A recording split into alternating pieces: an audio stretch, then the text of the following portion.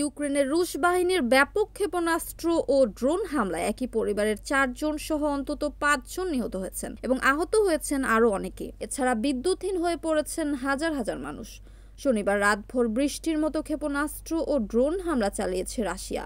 ইউক্রেনের president Volodymyr Zelensky জানিয়েছেন, Russia 50টিরও বেশি ক্ষেপণাস্ত্র ও প্রায় 500টি ড্রোন দিয়ে এই আক্রমণ চালায়। ইউক্রেনের বিমান বাহিনী বলেছে, মোট হামলার সংখ্যা ছিল 549টি।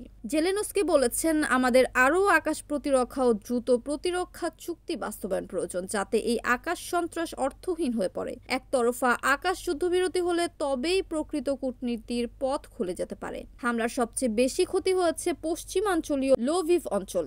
লাভাইভকা গ্রামে এক পরিবারের 4 সদস্য নিহত হয়েছেন, যাদের মধ্যে একজন 15 বছর বয়সী কিশোরীও রয়েছেন।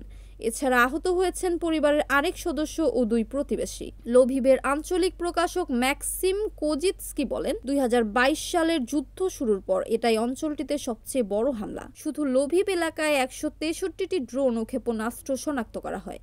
রাশিয়ার প্রতিরক্ষা মন্ত্রণালয় জানিয়েছে, ইউক্রেনীয় সামরিক ও অবকাঠামোগত লক্ষ্যবস্তুতে সফলভাবে ব্যাপক হামলা চালিয়েছে তারা।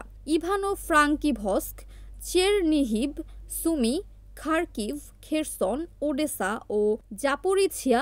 Ivano Frankivsk, Chernihiv, Sumy, Kharkiv, Kherson, Odesa ও কিরোভোহরাদ অঞ্চলেও হামলা হয়েছে। রুশ হামলার সময় পোল্যান্ডের আকাশসীমা রক্ষায় সেখানে যুদ্ধবিমান উড়িয়ে সতর্ক অবস্থান নেয় পোল্যান্ড। ন্যাটোর মিত্রবাহিনীর বিমানও মোতায়েন করা হয়।